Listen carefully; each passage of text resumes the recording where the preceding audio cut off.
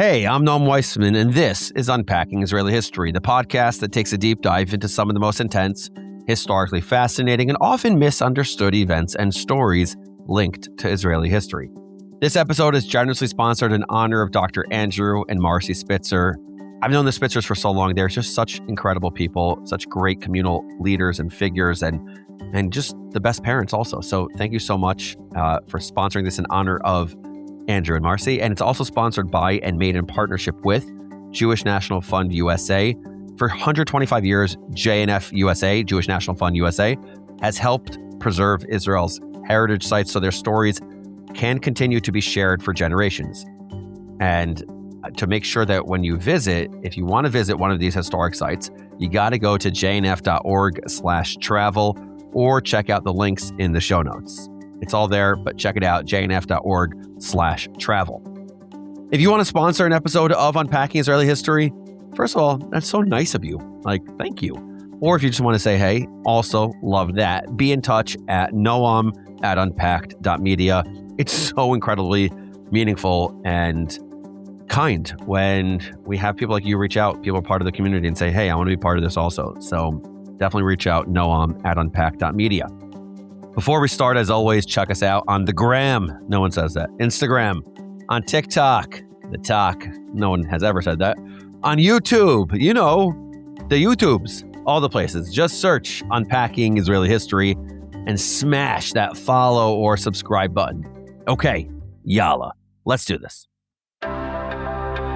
אנו מכריזים בזאת על הקמת מדינה יהודית בארץ ישראל. היא מדינת ישראל.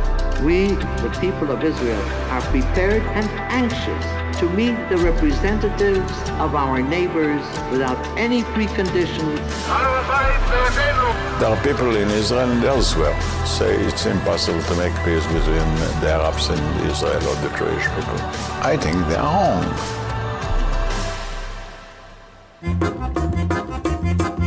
Israel excels at lots of things. Its number one most niche accomplishment, though, war songs that feature accordions.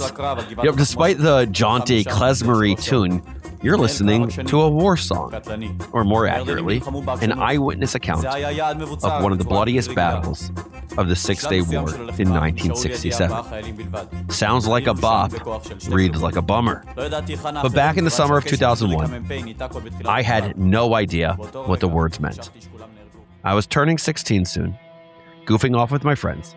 All of us thrilled to be away from home and exploring Israel for 5 weeks. Shout out to the Machach alumni in the crowd, by the way, Buzz 5, what is up? And to all my Baltimore boys who are with me, love you. Anyway, on this particular blisteringly hot June day, we were standing in the trenches carved into Ammunition Hill, listening to our guides describe this fateful battle for Jerusalem. Or more to the point, not listening. What I'm about to tell you is a little embarrassing, but I already gave a shout out to my Bus 5 buddies, so here it is. It's not like embarrassing in like a fun, cute way, by the way, but in the, oh my God, my parents would be so embarrassed if they could see me now kind of way. So instead of listening, my undeveloped prefrontal cortex teenage brain thought it would be a grand idea to throw rocks at my friends, who began throwing them right back, pretending to be soldiers. By the way, this is not true. Even though I just said it, they started throwing rocks. We all were throwing rocks, and I engaged back and forth with them. And fine, they were more pebbles than boulders, but we were pretending to be soldiers.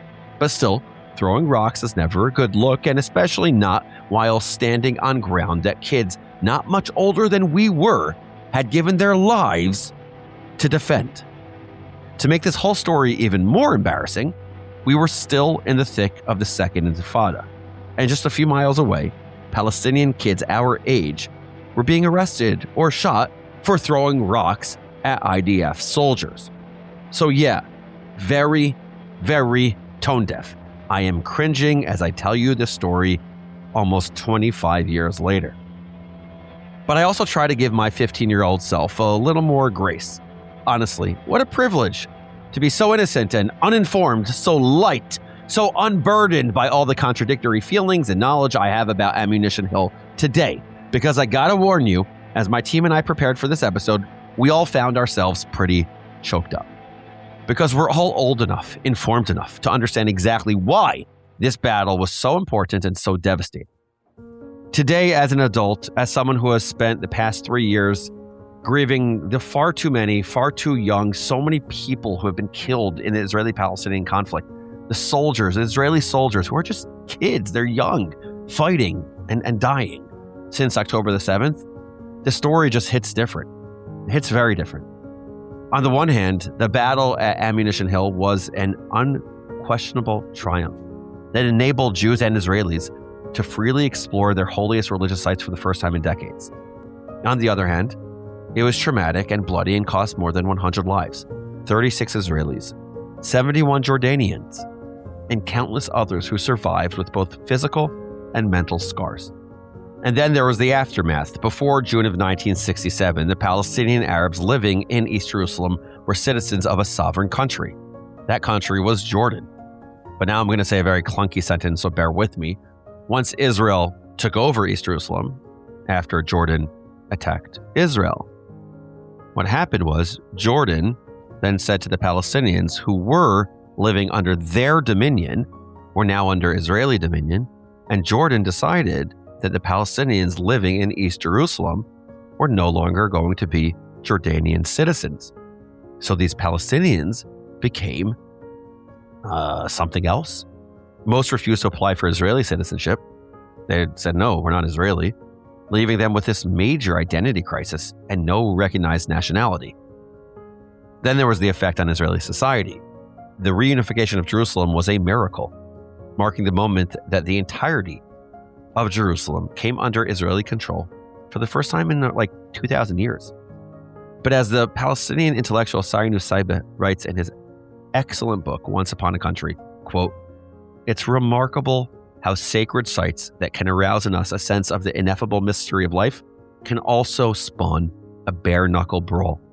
This is a mystery only a metaphysician or a psychotherapist can make any sense of. I won't try." End quote. In other words, while the reunification of Jerusalem is absolutely worth celebrating, it also tends to attract some of the most extreme and sometimes violent fringes of Israeli society. Nusseibeh was raised in East Jerusalem, but the observations from the other side of the barriers and barbed wire were no less profound. The Israeli writer Amos Oz, a decade older than Nusseibeh, expressed the same idea with greater specificity. After the Six-Day War, he wrote, quote, "If from now on the current which has flowed within Zionism, almost from the beginning, the current of nationalistic, romanticism, and mythological delusions of greatness and renewal, if that trend prevails among us, then the Middle East has fated to be the battleground of two people, both fighting a fundamentally just war, both fighting essentially for their life and liberty, and both fighting to the death." End quote. In other words, history can't be allowed to be teleology, not when two nations are competing and dying for the same parcel of land. So yeah, the story of Ammunition Hill is way more complicated than I realized back in 2001 as a teenager throwing rocks who had no idea what the word teleology meant, and you just skipped that. My God, you thought I wasn't going to explain what that means? Of course I am.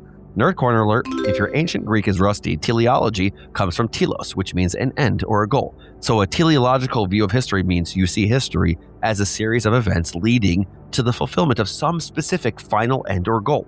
If you believe, as so many do, in a divine plan, it's hard not to see the Six-Day War as evidence of this redemptive arc of history, and specifically Jewish history, as something that was fated, destined to happen, as something that history had been preparing for a long, long time. There's nothing wrong with believing that, by the way, in believing in fate or destiny or miracles or the idea that the world is a well-oiled machine running according to plan. But you have to be very careful with these ideas because they make it very, very, very, very, very easy to dismiss or even justify the suffering of the people on the losing side. Holding this teleological view of history is only satisfying when you're on the winning team. Okay, that might have been the longest Nerd Corner alert ever, and I am now off my very nerdy soapbox.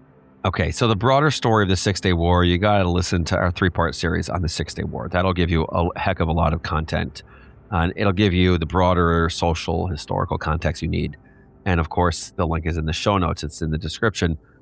But as epic as it is, if I do say so myself, our miniseries does not delve into the battle for Ammunition Hill. So consider this a companion piece to that series. In this episode, here's what we're doing. We're going through the moments that led to this battle, getting into the battle itself, and then try to understand its legacy. You'll meet soldiers and statesmen, poets and pacifists, and we will unpack what this whole story means for everyone who was affected: Israelis, Jordanians, Palestinians, and the diaspora Jewish community. Like all good Six-Day War stories, this one doesn't begin in 1967, but in 1948, which means that we are going back in time to the moment Jerusalem officially became a divided city. Chapter 1, A City in Pieces. Abdullah el-Tel was proud of his victories.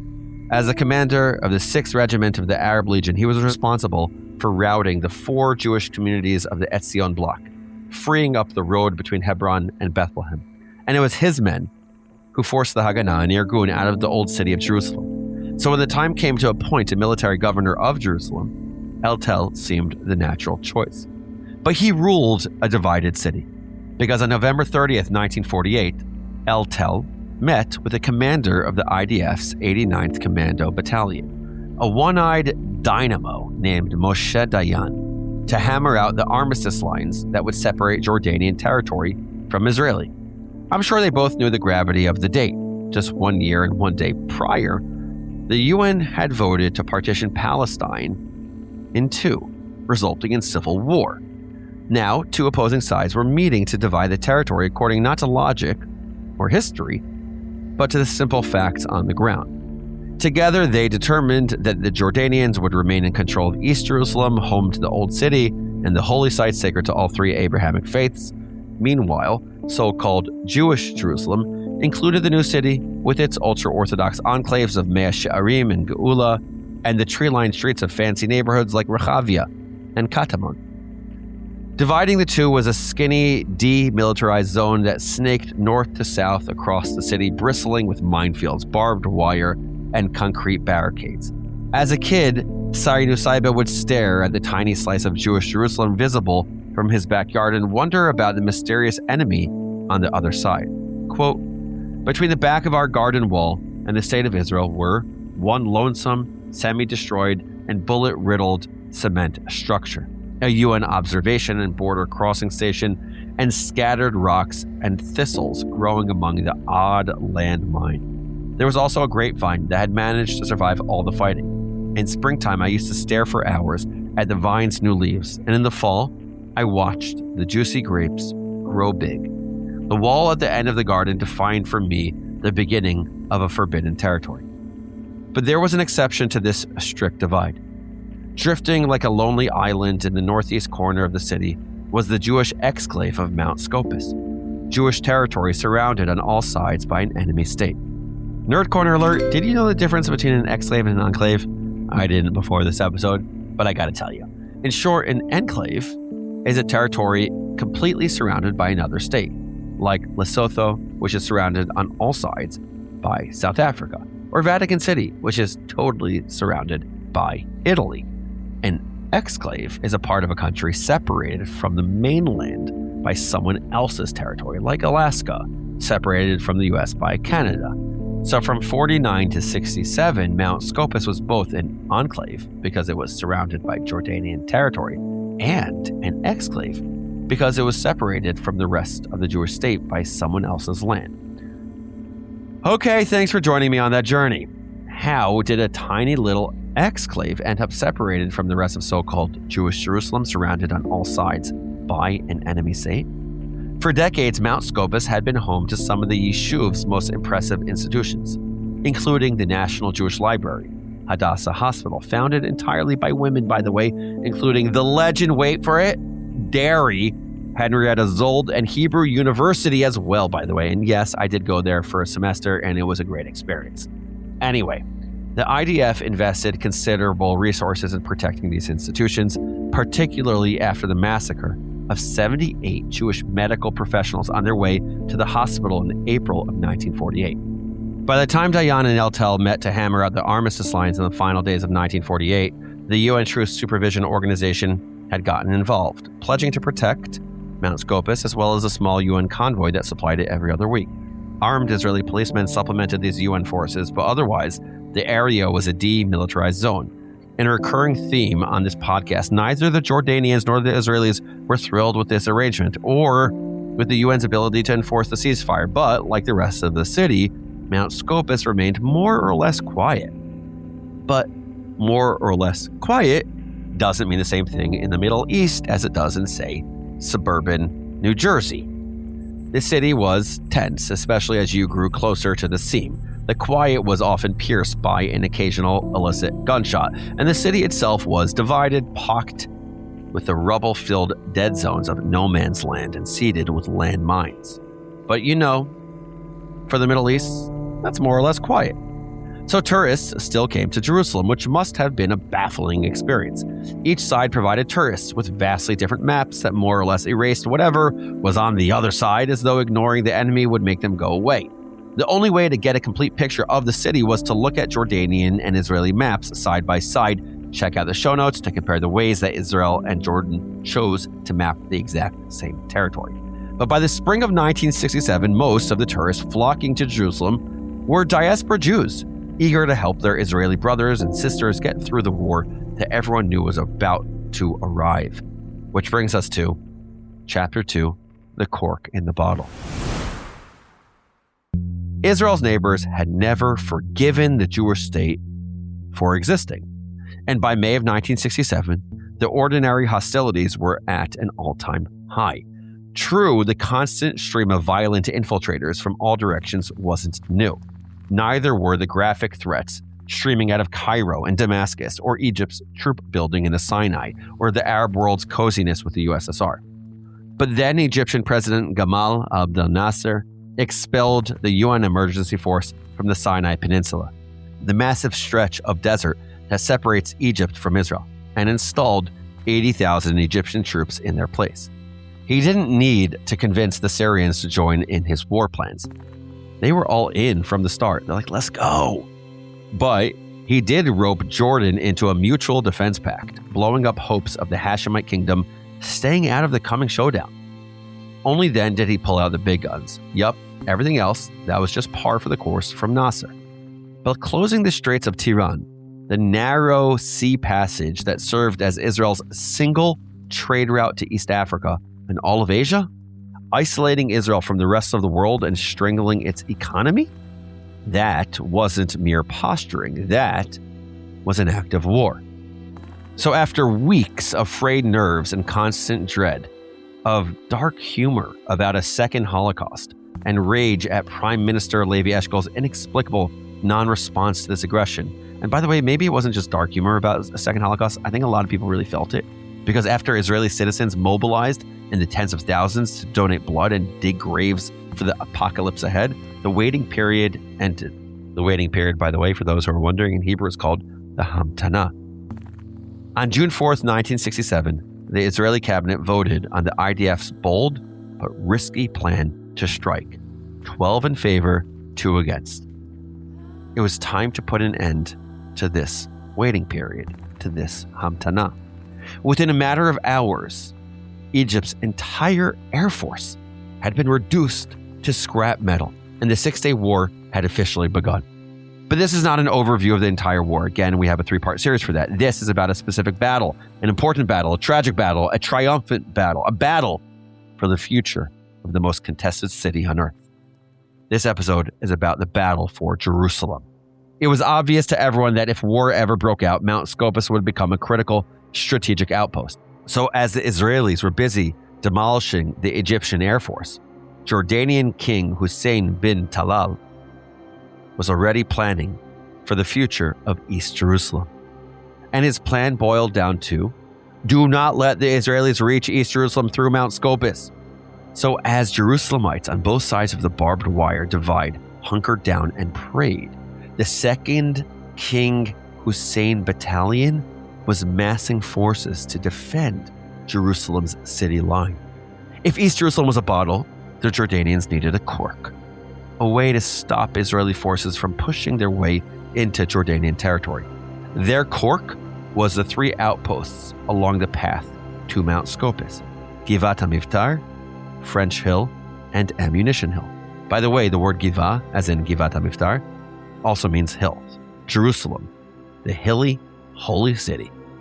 My kids are cringing at that one. Sorry, kids. Ammunition Hill, located right next to Mount Scopus, was exactly what it sounded like, an ammunition depot built by the British in the days of the Mandate. By 1967, though, it was a Jordanian defensive stronghold, complete with a police academy. Just south of the hill was a parking lot belonging to a nearby UNRWA compound next door.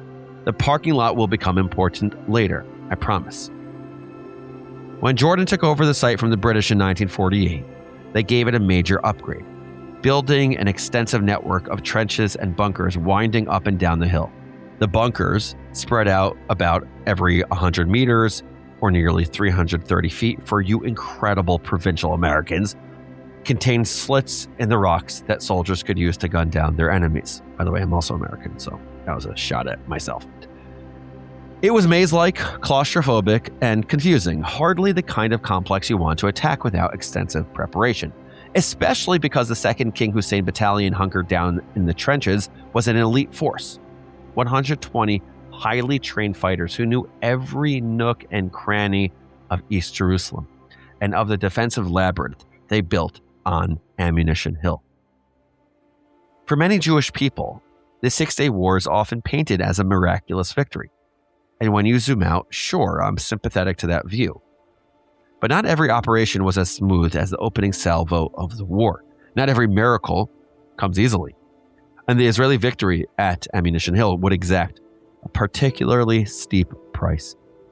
But in the wee hours of the morning on June 6, 1967, as the 66th Battalion of the 55th Paratrooper Brigade prepared their attack, they had no idea what challenges they were about to face. On paper, Captain David Rotenberg, or he's called Dodik, his orders were simple. He and his company would breach the gates surrounding Ammunition Hill, while Captain David Dedi Steiner and his men would actually capture the outpost. Easy peasy, except for two things. One, Captain Dedi Steiner had literally never seen combat. And two, the planning for this battle was less a plan and more, okay, on the count of 3, charge! Listen, Israelis are famously informal about planning ahead. It's actually amazingly hilarious to watch a Type A American try to schedule anything with a typical Israeli, but during a war, disorganization comes with a body count. And the multiple tactical and intelligence errors made that night could have cost the Israelis the battle. To start with, the paratroopers were all reservists, soldiers who had finished their service and were now being called back from their ordinary lives to fight a war. So they weren't exactly as young as I said earlier. They're still pretty young. Initially, they had been called up to train for a parachute mission in the Sinai Peninsula before being redirected to Jerusalem at the last minute. A day into the war, they arrived at Army HQ for a comprehensive briefing. Just kidding. There was no HQ, unless you count a random lawyer's apartment. Chill, casual. That's it. Just one of the most consequential battles and one of the most consequential wars in Israeli history being planned at some dude's house. And that comprehensive briefing I mentioned, yeah, it basically put the brief in briefing. They were given a tiny aerial photograph showing some tunnels, trenches, and small-ish structures. They had no idea how wide or deep the trenches were. They had no idea the hill was riddled with bunkers. They had no idea that 120 highly trained soldiers were waiting for them. They had been told there would be half as many. In short, they had no idea that they were going in blind. Meanwhile, Captain Dodi, the guy in charge of breaching the walls, had just one directive for his soldiers: keep moving. That meant no stopping for the wounded or the dead. A single pause was a bottleneck, and a bottleneck could torpedo the entire assault. Dodik did instruct his deputy company commander, Nir Nitzan, to study the trench pattern on Ammunition Hill so he would understand the layout of the Jordanian defenses. But in the rush to battle, Nitzan had mere hours to absorb the complexity of a defense system that was built over years. Meanwhile, Dedi, that's the guy who had never seen combat but was for some reason in charge of capturing the entire complex. And yes, it is confusing that the two commanders in the story have the same name and similarly funny nicknames. Anyway, he gathered his officers beside the buses that would take them to the front. In faint light, he showed them the grainy photo of Ammunition Hill. The blurry picture was all they had. That and Dedi's instructions. "Fellows," he said, "we have to take this."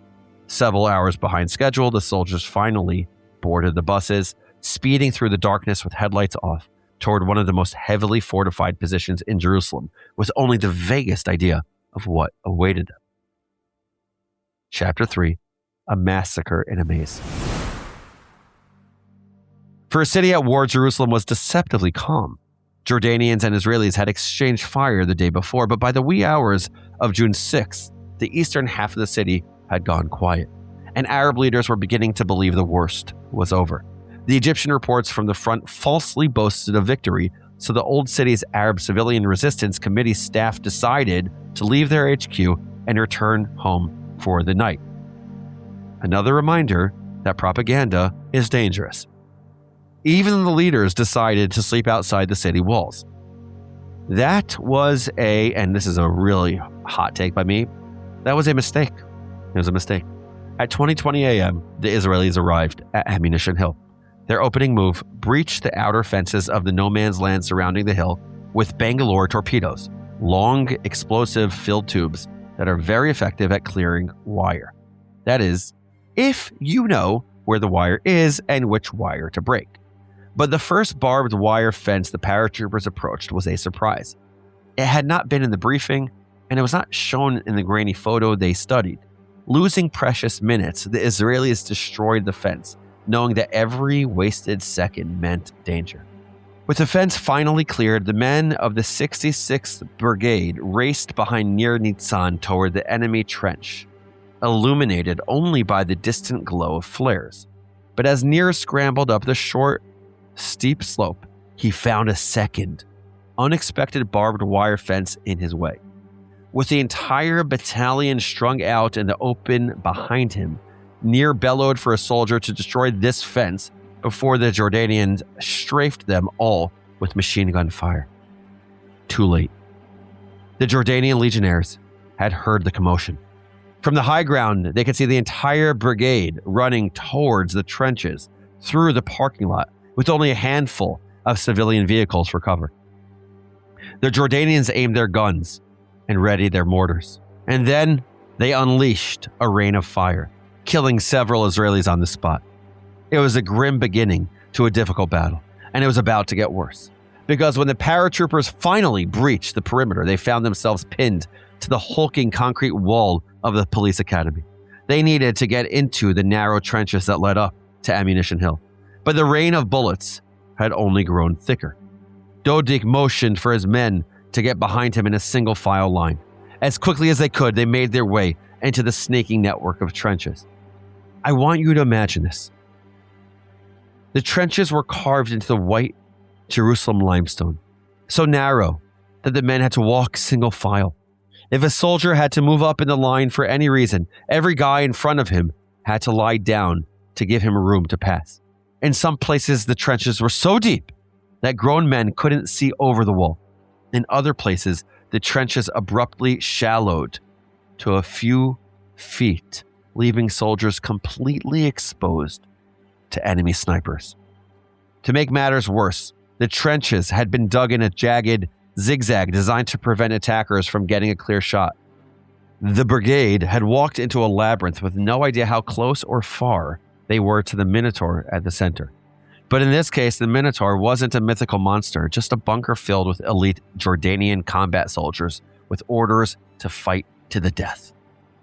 Veteran Yoel Herzl later described it as, quote, a battle of shadows. You didn't see the enemy until you were on top of him. It was grenades, bayonets, and teeth. I remember thinking, if I stop for a second to breathe, I'm dead. End quote. With the Israelis stuck in the maze of trenches, communication began to fail. In the chaos, the Central Command believed the assault had stalled. Dodik and Dedi were told to alter the plan mid-stride. Now Dedi would hold the position while Dodik would launch the main attack. But there was no way to attack, not while the soldiers in the trenches were taking heavy fire. Every time they tried to poke a head up or move an inch forward, the Jordanians had a devastating amount of machine gun fire. The brigade was stuck, unless someone climbed out of the trench to provide cover fire. It was a suicide mission, but without cover fire, the squad would remain stuck in the claustrophobic hell of the trenches, unable to move forward or back as the Jordanians unleashed volley after volley of bullets. Commander Nir Nitzan had no time to ask for a volunteer, and there was no space for one to come forward anyway. So he turned to the guy behind him. Eitan Naveh had just turned 23, and he had a baby at home. But whatever grief or guilt Nir felt at that moment, condemning Naveh to an almost certain death, he knew the battle depended on it. So, Nitzan ordered Eitan to climb out of the trench and return fire. Without hesitation, Eitan leaped from the trench. He even managed to make a joke about how he wouldn't embarrass the rest of them. Completely exposed, he ran the edge, firing madly to keep the Jordanians' heads down. But he was just one soldier, shooting up at a target he could barely see. He took a bullet, then another. Eventually, his gun went quiet. Eitan Naveh was dead. But the rest of his company was on the move. His cover fire had worked as intended. Eventually, 23-year-old Eitan Naveh would be awarded Israel's highest military honor, the Medal of Valor, for this bravery and sacrifice. His mother would say that the most noteworthy part of the award was her son's rank, private. Meanwhile, as Dodik attempted to move a fresh platoon to the front of the line to keep the momentum going, he realized that most of his company was gone. A soldier had been wounded in the open ground of no man's land, and the man behind him stopped to help, forgetting the brutal orders to leave the wounded and keep moving. One by one, the soldiers behind him piled up, creating a literal human traffic jam in the dark. But even as the bottleneck cleared, the soldiers realized they had no idea which branch of the trench would take them towards the target. With his men lost in the guts of the hill, Dodik was suddenly a commander without a command, with only a handful of men to carry out an assault meant for an entire company. This left Dedi Steiner's force to carry the battle largely on its own. The Jordanian legionnaires were trained to stay at their firing slits until the very last moment, regardless of the chaos unfolding around them. This meant that even when the Israelis managed to clear a trench, they would often find Jordanians still fighting from the rooms and bunkers they had just bypassed. As Captain Suleiman al-Safi, commander of the Jordanian 2nd Company, later put it, "We had orders not to retreat, and we stayed. We fought until the last bullet and the last man." The Israeli situation was dire. Out of the 18 men in one of Dedi's platoons, only 7 remained unwounded. All the officers had been hit, leaving the uninjured privates in charge of their own fate. Without leadership, they did the only thing they could. They sat with their wounded and waited for death or dawn, whichever came first.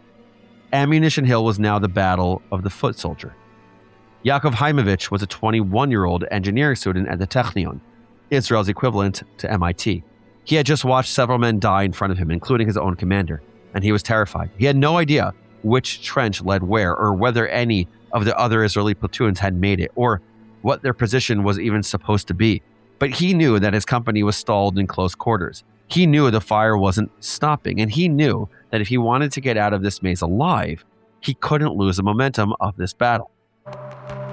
So he did the only thing he could. He pressed forward. Later, his friends would describe it, a defiant shout of "Acharai!" After me. The sound of 2 bullets firing into the air, the drumbeat of men's boots as they followed Yaakov into the darkness of the trench. Acharai. So much leadership, so much bravery contained in one word. After me. Haimovich wasn't a general, or a commander, or a household name. There were no medals pinned to his uniform, no high rank to fall back on. He was no so-called great man of history. This isn't Churchill shaping the course of world events. This is a 21-year-old kid demonstrating how to rise to the occasion, to live out the phrase of "B'makom she'en ish hishtadel lihyot ish," where there is no person, strive to be that person, as the Mishnah teaches us, reminding us all that bravery and leadership aren't limited to rank, that valor can coexist with doubt and fear, reminding us to keep moving, even when we're trapped in the dark. But the dark was lifting now, and as dawn rose over Jerusalem, the remaining paratroopers could see their situation clearly. It wasn't good. Most of the Israeli officers were now casualties.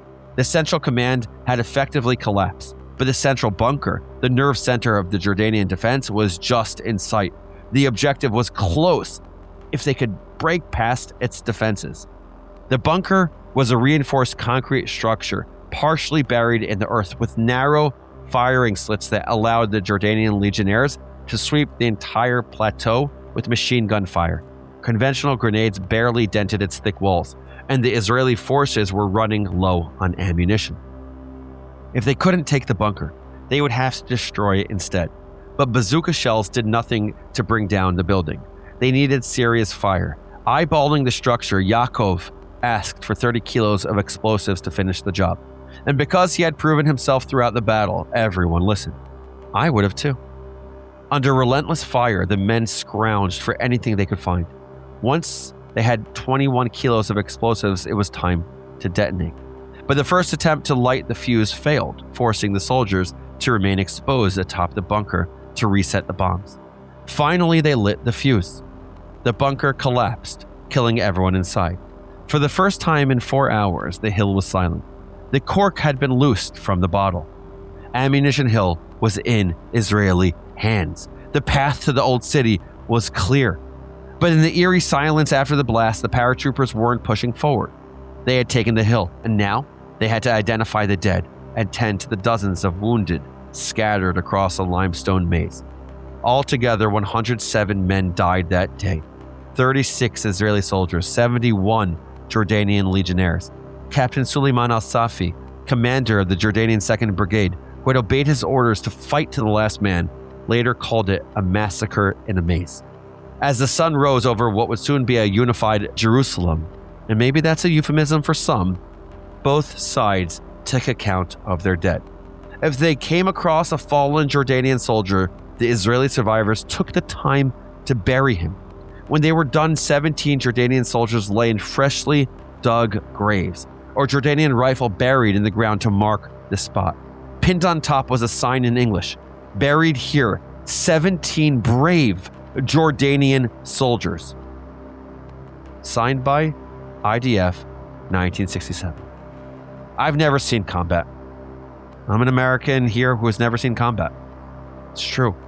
It's impossible for me to put myself in the boots of a 21-year-old paratrooper. I keep trying to imagine it as though I were there, and I come up blank.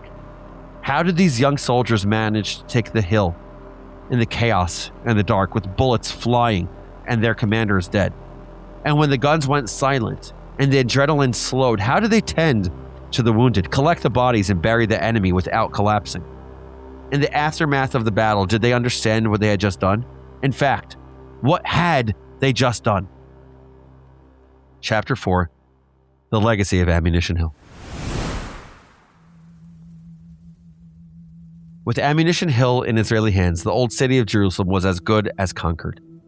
In the Lion's Gate, Stephen Pressfield quotes Yoram Zamosh, commander of Company A in the 71st Paratroop Battalion, who was among the first to reach the Kotel, the Western Wall, which had been inaccessible to Jews for the past 19 years. I'll quote it here.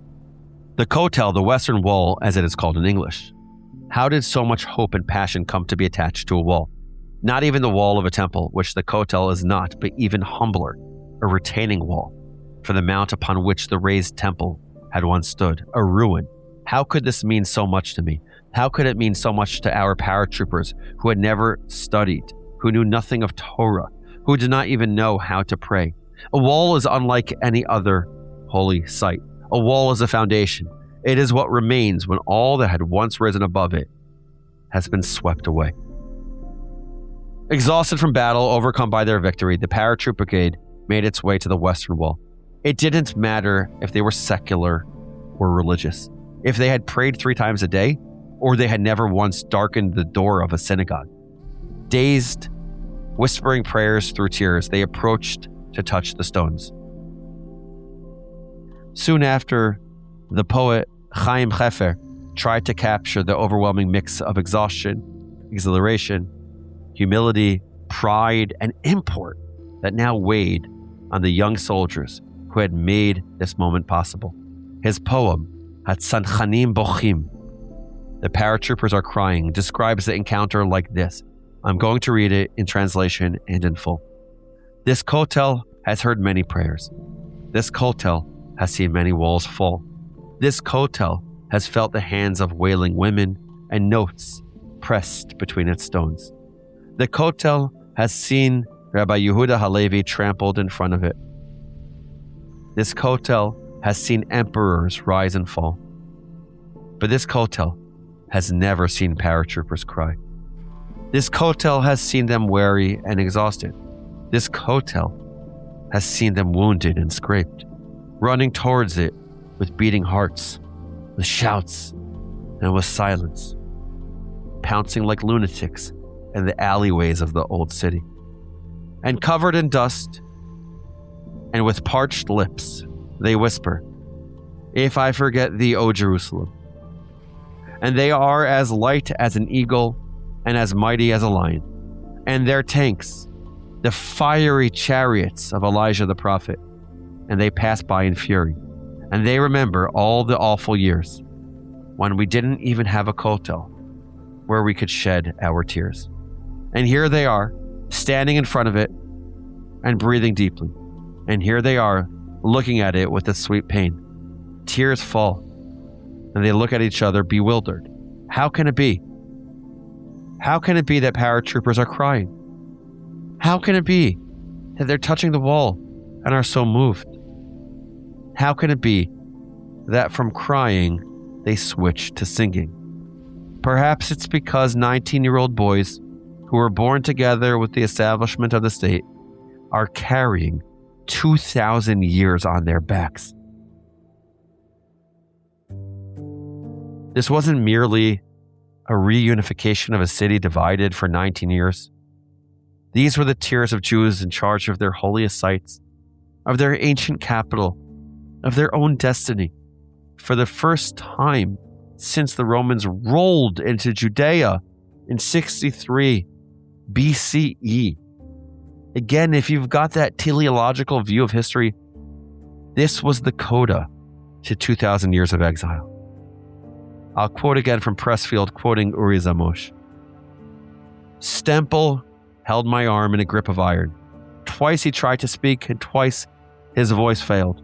He pulled me so close that the brows of our helmets were touching. Zamosh, Stempel said, with such emotion that I can hear the words still, that we spoke them almost 50 years ago. Zamosh, if my grandfather, if my great-grandfather, if any of my family who have been murdered in pogroms and in the death camps, if they could know, somehow, even for 1 second, that I, their grandson, would be standing here at this hour, in this place, wearing the red boots of an Israeli paratrooper, if they could know this, Zamosh, for just 1 instant, they would suffer death 1,000 times and count it as nothing. Stempel gripped my arm as if he would never let go. We shall never, never leave this place, he said. Never will we give this up. Never. But not everyone shared this conviction. Clouding the wonder and awe of this moment was the knowledge of what it had taken to get here. And no one understood this sacrifice like the soldiers who had fought their way in. The song on everyone's lips was Jerusalem of Gold, written just a few months before by Israeli icon Naomi Shemer, and performed for the first time just weeks before the city's reunification. It's gorgeous, a classic of the Israeli canon. In our previous 6-Day War series, I described it like this. Just 1 month before the war, during Israel's 19th Independence Day, a songwriter named Naomi Shemer wrote the song that would come to define the city. Maybe you know it. It's called Jerusalem of Gold, Yerushalayim Shel Zahav.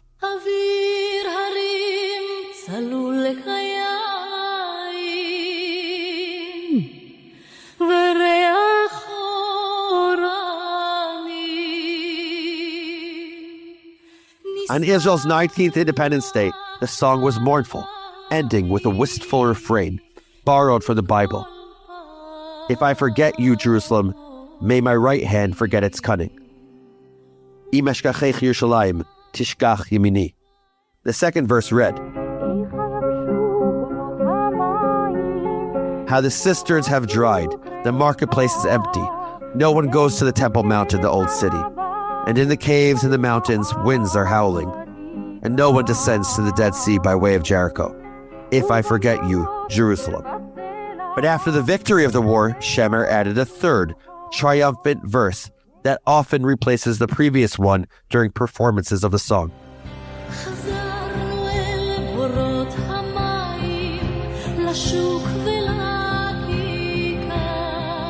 We have returned to the cisterns and to the marketplace.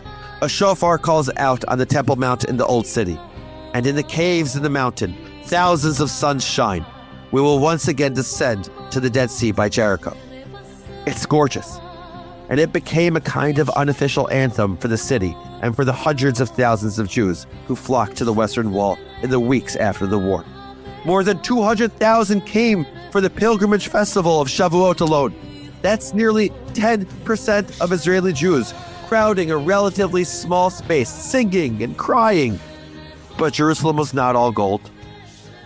Singer-songwriter Meir Ariel was 25 years old, serving as a reservist in the 55th Paratrooper Brigade that battled the Jordanians for control of Jerusalem. He was not only living history, but making it.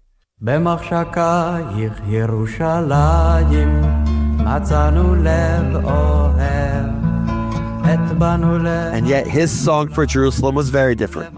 He called it Yerushalayim Shel Barzel, Jerusalem of iron. Ariel was among the first to name the price of Jerusalem's reunification.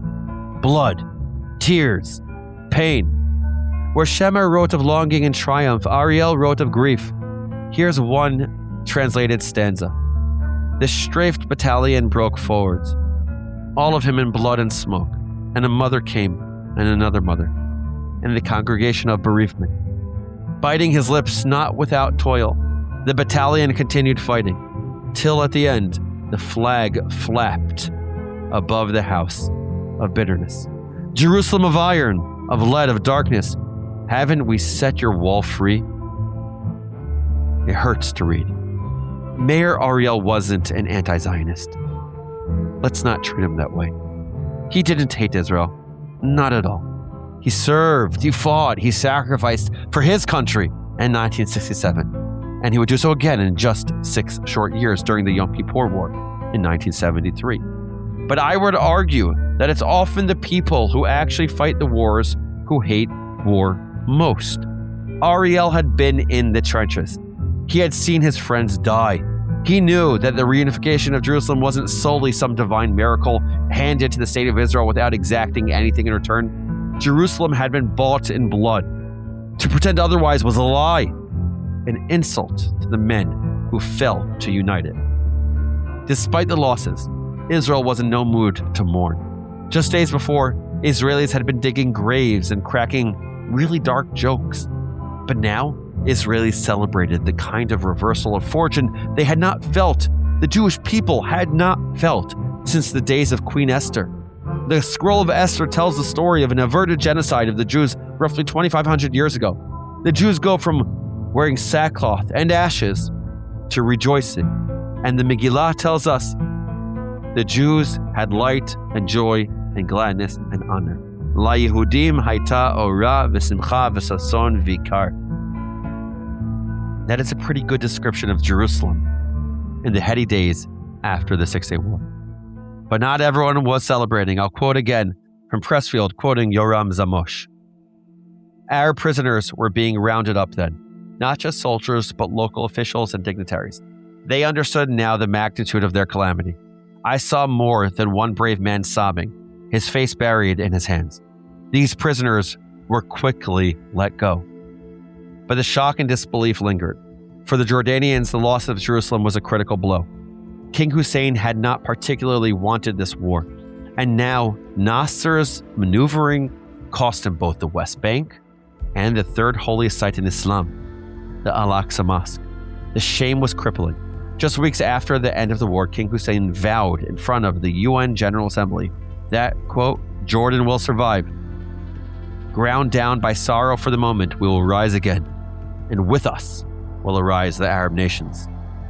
But if the Jordanians were embarrassed and devastated, the Palestinians of East Jerusalem were apprehensive. Yesterday, they had been citizens of Jordan, but with the city under Israel's control, what were they now?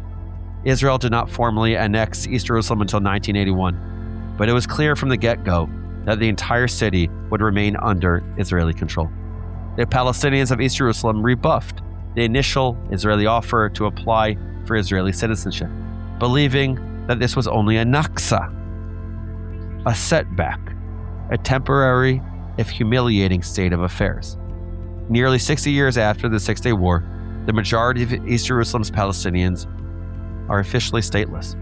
As permanent residents, they carry Israeli ID cards, pay Israeli taxes, vote in municipal elections, and use Israeli services like healthcare. But it is a precarious existence. Their residency can be revoked if they leave the city for too long or fail to renew the correct papers. Every aspect of their lives, from obtaining building permits to getting travel documents, is governed by a frustrating labyrinth bureaucracy that offers none of the protections of traditional citizenship. And though many East Jerusalemites are beginning to apply for Israeli citizenship in record numbers, only a fraction have actually been approved. They identify mostly as Palestinians, but have no country. They live on their native soil, but often feel like unwelcome guests, especially when crowds of revelers pass by their homes every Jerusalem day, celebrating what to Jews is a victory and to Palestinians is yet another crushing loss. And yet those early days glimmered with something like hope. I've quoted a lot from Sari Nusayb in this episode, but I'm going to do it one more time. Here he's describing his first trip back to Jerusalem in the summer of 1967. Quote, "Crossing over what had been no man's land was the highlight of the trip. It was miraculous to see how the barbed wire and shoot-to-kill zones, things I had lived with since childhood, were gone. It was only then that it dawned on me how the war had ended the division of my country. Defeat had given me back my homeland." Of course, that optimism did not last. In the heady summer of 1967, few Israelis or Palestinians could have predicted what the next 80 years would bring. They were too busy celebrating, flocking to holy sites they hadn't been able to access for 19 years, rediscovering a city no longer split by barbed wire. And for those who had lost husbands, fathers, brothers, sons, friends, comrades, they were busy mourning too. What a strange, suspended feeling, a bubble of grief in a sea of joy. 9 years after the massacre in the maze, as it's called, the Battle of Shadows, Ammunition Hill reopened. Not as a battleground, but as a memorial site, a museum, complete with 182 olive trees, one for every Israeli soldier who died to reunify Jerusalem. But well before the museum and the memorial, before the ceremonies and the olive trees, before all that, Ammunition Hill was already a symbol, widely recognized as the defining battle of the Six-Day War. The story of the paratroopers who fought at Ammunition Hill entered Israeli cultural life through books, films, and songs. Each year on Jerusalem Day, Israelis commemorate and celebrate the fighters of Ammunition Hill with the Dance of the Flags parade, public concerts, prayers of gratitude, and pilgrimages to the Western Wall. Today, it serves as the main induction site for IDF paratroopers, and in the summer of 2012, it served as an unexpected site of reconciliation. And you know me, I live for these moments of unexpected beauty and hope. So this one means a lot to me. 45 years after the battle that cost 36 Israeli and 71 Jordanian lives, survivors from both sides of the trenches gathered at Ammunition Hill for a joint memorial ceremony. Men who had once shot at each other in the darkness now walked those same narrow passageways together, sharing memories of the night battle and honoring the dead on both sides. As one veteran put it, "We once looked at each other through the barrels of guns. Now we shook hands and exchanged war stories." I'm not sure which side he was on, and it doesn't matter. Both sides had fought the same horrible battle. Both sides were made up of ordinary men. Decades later, these veterans traded plaudits, former enemies now calling each other brave. For many, it was the first time they had ever met the people who had been on the other side of their rifles. As one veteran, Yossi Langatsky, put it, quote, "The whole event was deeply moving. It highlighted the absurdity of war. Humanity hasn't yet found the way to avoid war. But when you meet the soldier who fought against you, you realize he's just a person, and you ask yourself, what were we doing killing each other? A retired Jordanian general said he had come to the ceremony to convey a message of peace to the Israelis. Technically, the two countries had been at peace since 1994. But it's one thing for a government to ink a peace deal, for leaders to shake hands. It's another for veterans to extend such compassion to men that killed their friends. In 2021, the Israelis got another chance to pay their respects. When a Jordanian soldier's remains were discovered during the construction of Israel's light rail, the state facilitated his burial with full Jordanian military honors in East Jerusalem. Jordanian military officers and government officials and Palestinian representatives lined up to pay their respects. I wish more people knew these stories. I really do. But honestly, I'm just glad they happened at all. Even in death, there is dignity. Even in war, there is humanity. Back in the summer of 2001, teenage Noam could not have imagined the bravery and ferocity of any of these young soldiers. On both sides. The trenches were right in front of me, but in the daylight, they looked clean and manicured, a far cry from the claustrophobic canals of fire that once trapped the 55th Paratroop Brigade as they struggled forward blindly, lungs burning, unsure what lay around the next corner. But trusting the cry of that young private, Yaakov Haimovich, Acharai, after me.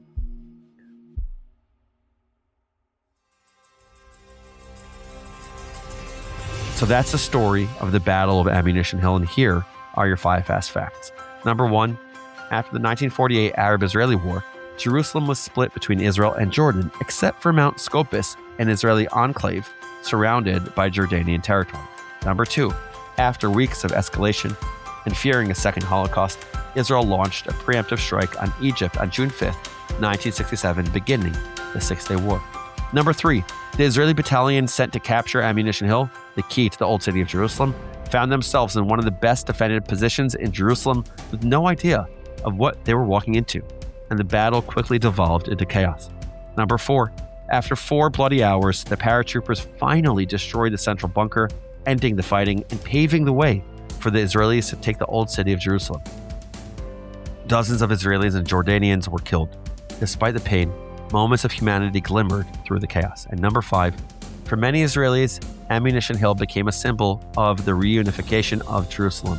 For Jordanians, the loss of Jerusalem was humiliating, while for Palestinians, it was the start of a 60-year identity crisis as an occupied people without sovereignty of any kind. Those are your 5 fast facts, but here's one enduring lesson as I see it. As we record this episode, the United States and Israel are in a tentative ceasefire with Iran. That's where we are right now. The reactions to the recent war from outside have been intense and deeply divided. Some people see it as a reckless escalation, a step towards a wider and more dangerous conflict. Others see it as a necessary attempt to prevent a nuclear threat and to secure a safer future. The arguments can be dizzying. They're not so different from the arguments that divided the world in the wake of the Six-Day War. For some, particularly for Jews and Israelis, the war was an unquestionable victory, even a miracle. If you look at the Jewish world after 1967, there was this remarkable upswing of spiritual fervor. It was really like people felt something crazy was happening in the Jewish world. That was the feeling. To others, though, particularly Palestinians, it marks the beginning of a long and painful political reality that has shaped their lives ever since. Now, to be clear, I'm not comparing what's happening today to Ammunition Hill. The context, the actors, the stakes, they're completely different. But the way we talk about war, the hopes we attach to it, the fears we project onto it, the certainty we claim from a distance, all those follow a familiar pattern. Because it's easy to talk about war when you're not in it, to speak in hypothetical, to assume easy moral postures. It's a lot harder to see things that way when you're the one in the trenches or under fire. The soldiers battling their way through the trenches of Ammunition Hill weren't hypotheticals in a historical debate. They were young men trying to stay alive. They were students like Yaakov Haimovich, who was terrified, but moved forward anyway. They were commanders like Nir Nitzan, trying to keep their units together in the confusion of a night battle, grappling with the guilt of sending young men to certain death. They were Jordanian legionnaires who were trying to defend their country. It's so easy to turn any of these soldiers into heroes or villains, depending on the story we want to tell. So easy to forget that they were just people, and young people at that, who did not have the luxury of knowing how their story would end. Ammunition Hill is sometimes called a private's war, and for good reason. In the chaos of that battle, victory came down to individuals, sometimes a 21-year-old with a rifle and a split-second decision. We love to call that bravery, and sometimes it certainly was. But even then, the truth is probably more complicated. We don't know exactly what pushed Eitan Navet to move when he did. We don't know what motivated Yaakov Haimovich to step forward to lead. Maybe it was courage, maybe it was instinct, maybe it was the simple, overwhelming realization that standing still meant death. Maybe it doesn't matter. Bravery can coexist with fear. Faith can coexist with doubt. Sometimes valor just means taking the next step, uncertain of what awaits you. So whether we're talking about the trenches of 1967 or the headlines of today, it's worth remembering something simple. Nobody actually wants war. People want safety. They want dignity. They want the best possible future for their families and their country. Failing that, they just want to survive. And no matter what side they're on, the soldiers pressed into these wars are human beings carrying those same hopes into impossible situations. This battle, like so many others, isn't just a heroic war story, an easy tale, an open and shut example of courage and conviction. It's a constellation of human stories, lived in fear and uncertainty, of people who didn't realize they would change the course of history, of people who weren't trying to change the world, just to see the next dawn, of people just like us. Unpacking Israeli History is a production of Unpacked, an Open Door Media brand. Follow us wherever you get your podcasts. If this episode hit you in some way, please share it. And as always, I love hearing from you, so email me at noam@unpacked.media. This episode was produced by Rifki Stern. Our team for this episode includes Rona Mariah, Adi Elbaz, Rob Pera, and Ari Schlacht. I'm your host, Noam Weissman. Thanks for being here. See you next week. A real connection to Israel isn't built through slogans. It's built through real education, real experience, and real on-the-ground engagement. Through the places you walk, the people you meet, and the stories you collect along the way. Since 1901, Jewish National Fund USA has helped bring those stories to life by preserving Israel's heritage sites and creating opportunities to experience history right where it happened. And that's awesome. By restoring those sites across Israel, Jewish National Fund USA protects the past while securing Israel's future, generating jobs, driving tourism, and supporting local businesses, as well as helping frontier communities thrive. I could talk your ear off about Ammunition Hill. Maybe I already have. But there's nothing like seeing it for yourself and standing on the battleground where Jerusalem was reunified by Israel. If you're thinking about visiting, or if you just want to learn more, you can find the links in our show notes.